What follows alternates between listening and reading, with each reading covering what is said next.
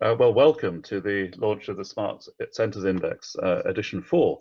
And we're very glad to welcome you to our global launch this morning. And by way of introduction, just going to pass over to Professor Michael Manelli to give us just an introduction to the programme for this morning.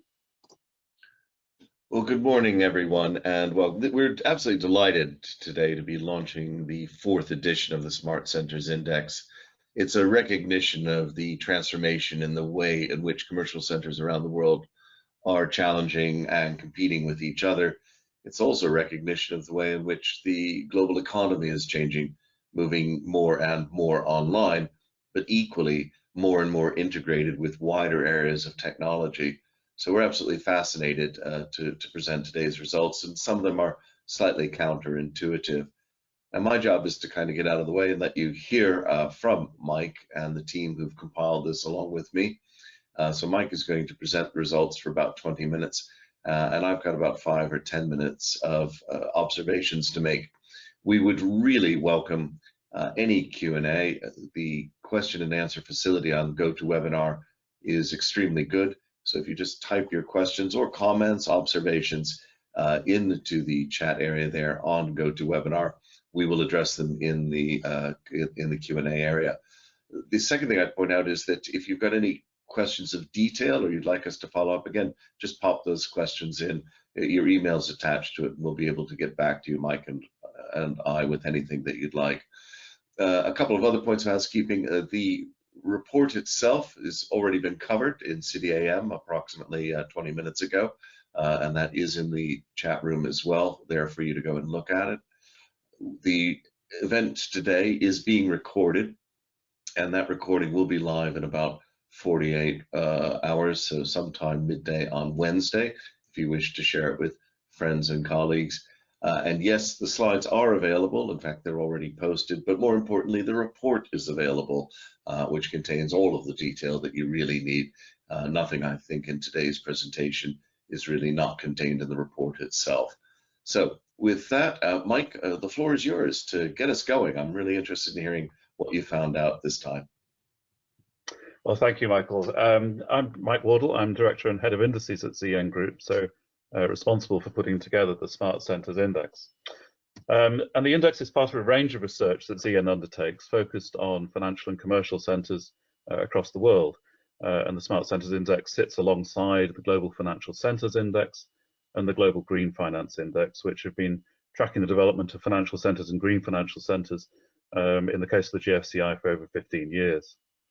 The aims of the Smart Centres Index is to follow the development of technology in centres across the world, and in particular focusing on their centres' support for and readiness for new technology applications across the range of economic activity that take place. And this in turn, we hope, will help investors, governments, regulators view the attractiveness of centres for new technologies and products by measuring how attuned centres are and how attuned regulatory systems are to attracting innovation and growth in these areas. The Smart Centres Index is a factor assessment index. This means we combine two sets of data. First of all, a set of instrumental factors, which are quantitative measures drawn from a whole range of sources. And these measures are attached to each centre and to each country. And second set of data is the assessments, which are given by professionals working in the field in the Smart Centres Index survey, which runs continuously and is available for people to put in their thoughts about the relative strengths of centres. We then use a machine learning algorithm to combine these two sets of data, the quantitative data and the assessments, by looking at the correlations between them to create the index. And we look at three particular dimensions in creating the Smart Centres Index. First of all, innovation, the support, the approach taken to regulation and support for the innovation and technology industries that are provided by the commercial ecosystem in a particular centre. Second, creative intensity, the extent to which the technology and innovative industries are embedded in the economy of the centre. And third, delivery capability, effectively the quality of work being undertaken in the field of technology in the particular centre. We researched 131 centres in developing the 4th edition of the SCI, and the index narrows that down to the 72 centres which feature in the index itself. There's a global spread, as you can see from the map here, but there are clusters, particularly in Asia Pacific, in North America, and in Western Europe, with other parts of the world adding centres each time we run the index, but a little bit behind in terms of the extent of technology and innovation activity in those areas. So what are the headline results? First of all, New York gained its first position in the index, remaining the only US centre in the top 10. Last time it was London in top position, the time before it was New York. So there's this continuing competition between London and New York in this area. London then took second place, with Oxford and Cambridge in the UK taking third and fourth place, and then Hong Kong and Singapore. Copenhagen joined the index in 8th place, replacing Geneva in the top 10, and the average rating for all centres fell just over 1%, so pretty stable, but perhaps confidence dropping very slightly. And looking at the dimensions, those 3 dimensions that make up the Smart Centres Index, US centres generally rank lower for creative intensity than their overall rank, and Chinese and other Asia Pacific centres score lower for innovation support than they do for the other dimensions, and we might touch on this again. Looking at who responds to the Smart Centres Index survey, first by industry sector, the largest group of respondents work directly in technology, and this group, together with those working in professional services, make up around half of the respondents to the index. So these are people working directly in technology and providing professional services to technology companies. Looking at respondents by region, the largest group again is Western Europe, and together with Asia Pacific, that makes up just under 3/4 of the respondents, but we also have good representation from other regions of the world. In the top 20 centres in SCI4, alongside New York, Hong Kong, Singapore, Western European centres dominate the top 10, with the golden triangle of London, Oxford and Cambridge showing up very well for the UK. But ranks 11 to 20 in the index feature 5 other US centres, showing the strength of the US in this area, as we might expect. Looking just at ratings over time, within the leading group of centres, this slide shows the top 6 centres, you'll see that New York has shown continued development in the last 2 editions of the index, while other centres in this group are broadly stable. So if the trend continues, New York is going to continue to lead the index and may actually open up a lead over London and the other centres in the leading group. We also track the performance of centres in relation to each of those 3 dimensions of innovation support, creative intensity and delivery capability. While most leading centres in this group have a balance of strengths, there is a variation, and a number of centres, including Hong Kong, Copenhagen, Lugano, Tel Aviv, are measurably weaker in the dimension of innovation support, that is the regulatory and other support systems in the technology ecosystem in their centre, than they are in the other dimensions. Just taking you through the regional results. First, for Western European centres dominate the top 10. However, across all 27 centres that feature from Western Europe, 17 centres fell in the rankings as other centres improved their position. This may well suggest that other major clusters, North America, Asia Pacific, will be challenging Western Europe for the leading places as time goes on. This is illustrated, I guess, in the performance of North American centres, 7 of which either equaled or improved their rankings in SCI4. And as I said, New York is performing particularly strongly over the last 2 editions. And in Asia Pacific, within the top 15 centres in the region, again, 11 equaled or improved their ranking, showing that there's an improvement in Asia Pacific centres, particularly in North Korea, noticing that Busan has risen significantly in this edition of the index. And this improvement in North America and Asia Pacific is likely in our view to continue, looking at the level of investment in these regions in skills and research. And the question for Western European centres will be whether they can stay ahead of their challenges. Turning to Eastern Europe and Central Asia, Prague joins the index and takes the regional lead, with other centres in the region falling in the ranking. Falling in the ratings. You'll see that Istanbul slightly rose in the rankings. And we think there's an impact of the general economic performance of the region in the wake of COVID-19. Looking at Middle East and Africa, centres have generally fallen, with again likely impact of the economic shock of COVID-19. But generally, centres in this region will need to pick up their performance a bit if they're going to challenge other regions.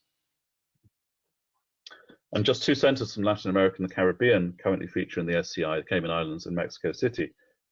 Again, the effect of the performance of the economies in the region is likely to affect their performance. Both fell back slightly in SCI 4. I'm going to turn on to some analysis around the quantitative data that builds the Smart Centres Index, the quantitative data that we use and we describe as instrumental factors. These are organized in 6 areas of technology, financial services, reputational factors, business environment, human capital, and infrastructure. And we run the SCI model separately using the factors only relating to each of these 6 areas to create sub-indices with a focus on each area in turn. And this slide shows the ranking of centres for each of those 6 areas of competitiveness and show different strengths among centres. New York ranks first across all 6 sub-indices. However, second place London ranks only 6th for human capital and 3rd when we look at the reputational measures. In the human capital index, 6 US centres make the top 10, remembering just New York makes the top 10 in the overall index, while Cambridge and Oxford are well down the rankings, reflecting their smaller size and relatively smaller availability, I guess, of talent. US centres also rank highly for financial services measures, and in infrastructure, Zurich and Geneva rank higher than the main index. And I guess these variations give pointers both to centres and people looking at centres as to where their relative strengths and weaknesses lie, and give a pointer as to where they may need to put further investment to improve in the index. If you're just looking at the technology sub-index, this table compares the overall rankings in the Smart Centres Index with the ranking in the technology sub-index. You'll see on this measure that Los Angeles and San Francisco, for example, gain considerably in terms of the ranking. And other US and Canadian centres jump up the rankings quite considerably. Other centres such as Amsterdam also benefit. And so what we're seeing is that when you just narrow down to technology, US centres are performing very, very strongly. It's when you look across all of the 6 areas of competitiveness that we can create the Smart Centres Index overall, but they are certainly doing very good things in the US and North America in relation to the technology side. We can also calculate what we call reputation advantage in the index. This is comparing the average assessments given in the SCI survey with the overall rating, which takes account also of the quantitative measures. Centres with a high score on this measure have a reputation that arguably exceeds their performance based only on the quantitative measures. Such centres may need to ensure they keep a focus on their underlying strengths, make sure they continue to address the areas where they may be slightly weaker in terms of the quantitative measures in order to maintain their position in the index. But you'll see that a lot of the leading centres in the index feature at the top end of this reputation advantage score. At the other end of the table, are centres with a negative reputation advantage, in effect a reputational disadvantage. These centres, in our view, are performing better than their reputation. So if you just take the quantitative measures, we'd expect them to be ranking higher than they do in the index. And these centres may need to invest more in marketing, maybe to help people in the global community understand better their strengths and their approach more than is currently understood. So that's just an overview of the main results of the SCI. I'd like to now hand back to Michael for some observations and comments. Well, thank you, Mike. That was a pretty fast canter through a lot of data. As I said, folks, there's a tremendous amount of data available on the website itself. I really had a few points I'd just like to draw out. The first is a correlation between the Smart Centers Index and the instrumental factors that are under it. And what we've done here is to run a fairly straightforward, traditional R-squared analysis. And you begin to see here some fairly general points that you might well expect. In other words, that a center that is well regulated and innovative is going to do quite well in our index.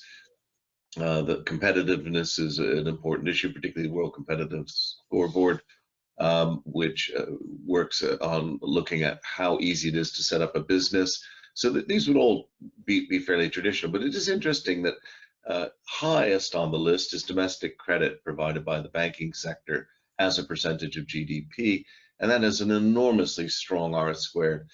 This has been surprising us quite a bit. It's been growing in strength rather than lessening, and it seems almost as if the ability of the banking sector to fund is crucial, and perhaps more crucial. In fact, as you'll see, what's not standing up here is quite as strongly are some of the factors you'd expect on the quality, for example, of government regulation.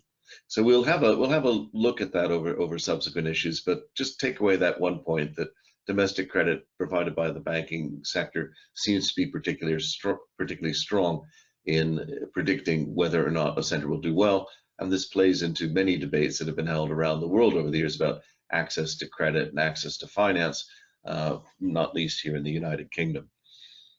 The second thing that might be interesting to have a look at is correlation with technology factors.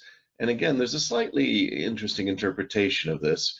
We see two technology factors showing a high R-squared correlation. That's e-participation and information and communications technology development. You'd say fine, fairly obvious, and they are. But look at the huge leap there, an enormous enormous 0.3 gap between the ICT development index and the next one down, which is Fintech. So e-participation in ICT, very, very strong. On the other hand, look even further down the list there, and you'll see particular technologies, blockchain and AI, not particularly correlated with success. ISO participation, internet censorship, blockchains and trade finance. So what this appears to indicate is that the basic infrastructure of ICT and basic connectivity, which leads to large-scale e-participation, are more important than any particular technology or element therein. So we find that a particularly interesting area that we want to look at again in the future. A third point I might like to make is about regulatory goals. We have been, as Mike indicated, a little surprised at the low rating of Chinese centers, not least as we've been handling over the last couple of years a number of what we call BizTech Weiwa chats, where we get Chinese technologists together with other technologists around the world. You can look at these online at FS Club. And it's fairly clear to us that China is very strong in technology. The Chinese technologists are very strong contenders, and yet it's not turning up as high as it should in the smart centers. And in Asia, that goes to Hong Kong and Singapore. And we wonder how much of that is due to uncertainty over regulation of startups and innovative large-scale tech businesses. We've seen the headlines about various businesses in China having to adjust their business models to suit a changing regime's desire for growth of these businesses and scale. As this is settling down, this might stabilize and these businesses could resurge and therefore giving more confidence. But what we have here is the inverted U curve that you typically find on regulation in any sector, where over on the far left, we see if the regulatory approach is one of very low cost, over on the right, it's a very, very high cost. There's somewhere in the middle where the sustainable innovation hits a sweet spot. And in the case of China, we do wonder if the perception has been that it's going to move to much higher cost of compliance on the right, and that therefore it has become a little bit less optimal. This is easily corrected and might correct itself over time. And there's a secondary effect clearly taking the case, and we can see that in the rise of New York, and that's that due to COVID, all centers were taking a bit of a hit, and the Chinese centers had functioned better throughout COVID in terms of maintaining their physical vibrancy. So some of this may be the Western centers now being seen to be going back to normal, so to speak. So, so three things there. Really, that correlation with technology being much more about general participation, the correlation with instrumental factors to do with the economy, more to do with the availability of credit, and perhaps the importance of being seen to have a balanced regulatory regime. But I'd like to dig just a little bit more. We are particularly surprised, as I said, about the Chinese performance in SCI 4. And it's here on this slide, you begin to see the huge integration of China with the traditional intellectual property system globally. Were this to go back approximately 15 years, you would see China well down these ranks, well below any Germany, for example. But China now dominates patent applications, having 2.5 times more than the US, and the US in turn having twice as many as Japan. So what we're seeing here is that the Chinese are really integrated into the intellectual property index, but interestingly as well, neither China nor America features highly in the index, as you would expect if you're correlating just on patent applications. So I think a lot more change there. Now, another area for discussion is the university league tables. These do tend to dominate a lot of discussions in this space. Personally, whilst I find these important, I might argue that primary education does correlate quite well also, but a lot of people do focus on this. It's the age at which we tend to pay attention, and many of us are ferociously supportive of our alma maters. But what we have here is, again, a dominance in the US doesn't translate quite into things being as high as you'd expect. Another good question for us, and one that we are definitely struggling with, is where to position London. It seems a bit insane to have London, Oxford, and Cambridge so close to each other and yet treating them as separate centers. Yet were we to combine all three, they would very much dominate the index, and that's despite the fact that the respondents are not UK based. So the perception of the UK, sorry, not primarily UK based, the perception of the UK is extraordinarily strong in this index.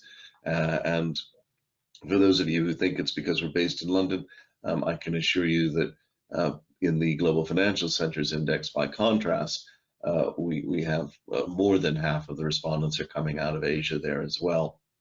So the top universities definitely matter. There's no question about that. They have a very strong correlation. But on the other hand, the spread of them doesn't predict, particularly at the top levels, who's going to be in the top, at the top of the league. So some interesting problems there. Mike, we've got some questions out here, and probably time to get the discussion going. I note one here, and I'd like your insights on it. It's from Bob McDowell, and it relates to a point I just made. Should Oxford and Cambridge be treated as one with London, as the interconnectivity is, Bob assumes, really quite high? And you and I have tossed this around. What are your thoughts? Yeah, but when we started Smart Centres Index, we had a number of people come to us and say, hang on, I'd like to be able to rate Oxford and Cambridge separately, and not treat just this as the southeast corner of the UK, because they're seen as having a distinct ecosystem and have building up their technology business capability. But at the same time, they are reliant on London for a lot of the CCORN activity, for regulation, for finance, to get those businesses off the ground. So it's I think for me still an open question as to how far you can distinguish the activity that's certainly taking place in Oxford and Cambridge, based around the universities, and the spin-offs from the universities, from London, which is so integral to the financing and startup position of companies. I think all we can do is keep a close eye on this. What we will do, I suspect, is try to find a way to measure the impact, as it were, of having these groups separately, and see whether we can find a way to create a new thing that we can measure that takes account of the strengths of all three centres. But certainly we had representations from people saying we've got to look at Oxford and Cambridge separately because they are doing different things in different ways. Whether that remains a sensible way to proceed, we'll keep an eye on. Now, one of the things that I always love pointing out, maybe it's because I spent a few years there and I'm rather fond of it, is Switzerland. We've got Zurich doing extremely well. We have Geneva doing well, and that's not surprising. This country of 9 million definitely bats above its weight in many categories and areas. But this is the first time we've seen Lugano emerging this strongly in one of our indices. Bob, again, is kind of curious. Anything you can share on why Lugano is doing so well? We don't really have a really strong answer to that at the moment. It's certainly true that Lugano we've been tracking in terms of its financial centre capability for a while, and it hasn't made an impact. But it certainly seems to be the case that Lugano is developing its technology offering very strongly at the moment. It's putting a lot of effort into, and there's a cluster building around Lugano in terms of technology industry. And so I think it really is just that whereas Zurich and Geneva have been traditionally the Swiss financial centres, Lugano has seen an opportunity to carve itself out as a place where new technology industry can cluster. And we think that's what's going on. Again, we'll track this as further editions of the index come along, but it does seem to be that Lugano are doing the right things in terms of building a technology industry locally. And of course, it's at an interesting crossroads position. We've certainly seen in the technology sector, smaller centers can nip in and specialize. One might point to Zug on cryptocurrencies, and whatever one thinks of cryptocurrencies, nevertheless, it has focused on that and developed. And of course, Lugano is even better located as a junction between Italy, close enough to Austria, of course, Switzerland, to make a difference. Michael Larson has a question about the role of bank credit in finance, and I believe that the correlation that we were showing there is really focused on bank credit. But how would we take into account private debt or early stage venture capital? We're partly dependent on the data that's available. So what we do in building indices is look continuously at consistent measurement across economies, which cover a very wide range of economies. And at the moment, I don't have a good data source for early stage venture capital and private debt, which I can consistently measure across different centres. It's certainly an area which we'd want to bring into the index if we can find that sort of consistent data set, and we'll continue looking. But I'm afraid because we don't have that data set, I can't really pinpoint the role of private debt and early stage venture capital in terms of how it's currently making an impact on technology. We'll continue looking, and if we can find a good data set which covers this area, we will bring it into the index structure. Mm-hmm. Now, Bob McDowell is curious about the percentage of allocation of each area of strength. Can you expand on that a little bit? Sure. I think this is partly answered by the R-squared correlations that we had up on screen and you talked to, Michael. The way that we construct the index is that we don't weight any of the data. We simply take the data as it comes, and we use the machine learning algorithm which underpins the index to look at the correlations, and effectively by looking at those correlations and producing the index, we then can demonstrate through the R-squared correlation what the relationship is between each of the quantitative measures and the overall index. So we don't weight the quantitative measures, but certainly it's true that, as Michael was saying, in the leading correlated factors, there's a lot of them are to do with things we'd expect, I think, from a technology-based index. So the extent of penetration of e-participation in the population, the extent of innovation in the center, the strength of the infrastructure in technology. And so really it's looking back and saying, well, after the index is constructed, which are the highly correlated measures? They are likely to be the measures that centers should be focusing on if they want to improve their standing in the Smart Centers Index, and to improve their relationship with the development of technology and innovative services. So in the report itself, we published the top 30 R-squared correlated quantitative measures. I think it's in Appendix 4, if I remember rightly. And those of you who are really interested in getting into that could take a look there and get a better understanding of which factors seem to be making the difference in the index. And like this is a factor assessment index, and we're trying to balance off people's perceptions of things with the actual facts on the ground, so to speak.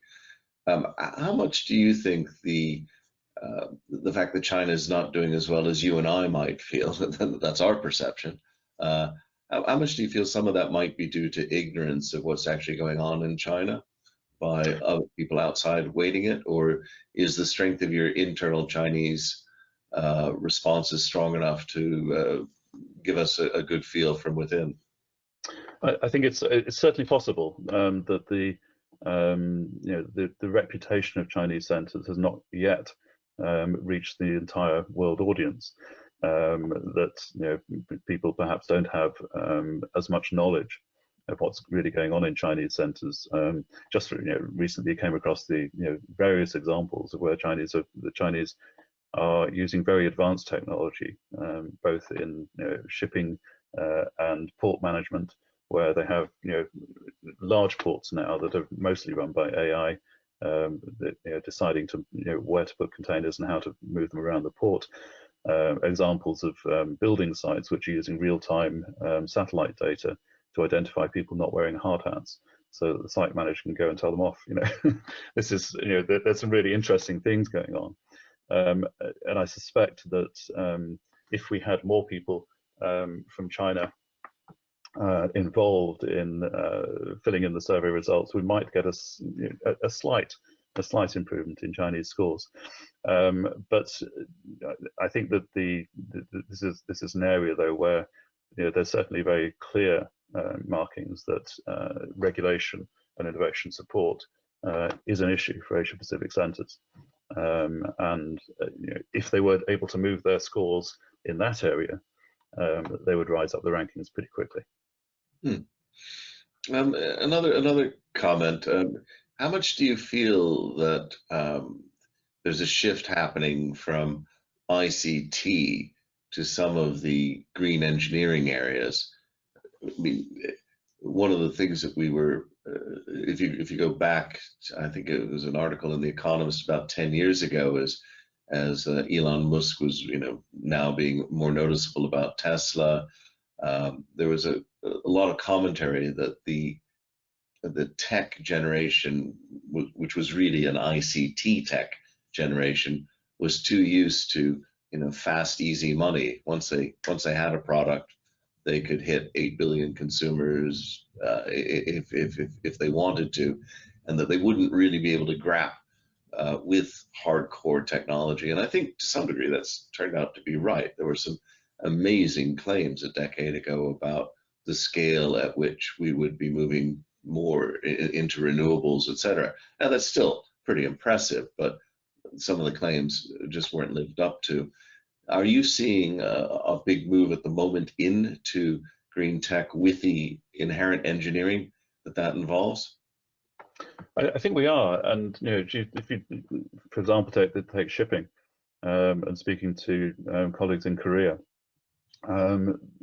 shipping by itself, if it were measured as a country, would I think be the sixth largest emitter of greenhouse gases in the world. It's a large emitter, and certainly in Korea and Japan, they are doing enormous amounts of work on how to build green shipping. So this is very big industry and very big technology, and they're looking at new models of nuclear reactors. They're looking at new ways of reducing the impact of emissions in the shipping sector. And so I think you are seeing people taking some of the big issues in sustainability and trying to address big engineering in terms of how can we make that green. And certainly there is real interest in that. I think in Japan, in Tokyo, there is now electronic tugs, completely electric, shipping now working in the ports in Japan. And those things are going to continue to happen across various sectors. You talked about Tesla and the whole electronic vehicle movement. We know what's been happening on renewable energy, and for example, places like Thailand shifting about 80% of its electricity production to renewables in a very short time period. So there are lots of, I think, examples of where people are pushing sustainability through new tech and new applications of technology. Here in the United Kingdom, we had an integrated defense review that was published earlier this year. And in that, the review, with the support of the Cabinet Office and the Prime Minister, was that Britain was going to be a technological superpower. How much do you think announcements like that affect people's perceptions in the index?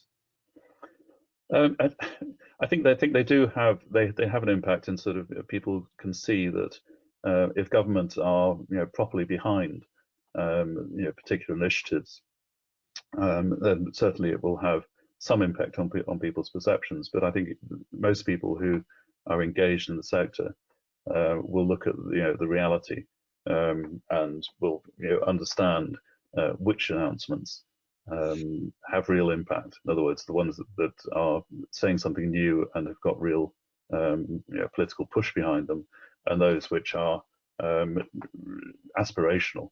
They don't yet connect with the real world of what's going on in technology and innovation. So I think professionals who fill in our survey are reasonably tuned in to what's really happening, and wouldn't be moved too far by what they saw as an aspirational announcement. They would be moved by an announcement they thought was backed by real policy initiatives and real ways of supporting technology and innovation in the economy. The Chinese discussion is a rich one. I don't want to turn this just into China. One could argue that the Chinese government was knocking down a few tall poppies that were making too much money and is seeking a more egalitarian society. That's certainly the rhetoric. Yet in the West, we are also trying to knock down those poppies, but we claim it's about more competition, and we want to open up the big tech to more competition. Of course, part of the recognition that there may be a lack of competition is the fact that they're earning so much. So almost for the same kind of reasons, all around the world, governments are trying to grapple with big tech. But that big tech is largely on the ICT side, so those network effects that create these big companies. And we, have this regulatory U-curve, what advice might you give to governments about where they should be on that regulatory U-curve with regard to big tech if they want to keep a good reputation for regulation? That's a fairly big question, Michael, but I'll do what I can. Early in the morning. Yeah, so I think the first point to say is that they need to look at the various kinds of regulation. They need to think about not just financial and how we bring people into market, but things like data protection does matter. Things like the ease of competition regulation does matter. The extent to which you use social regulation to ensure equality of access really matters. So for the first measure is really think quite widely about what the regulatory systems that you have in place and how each of them has an impact on innovation and competition. And the second one, I guess, is to not to rely on traditional regulatory structures. Whether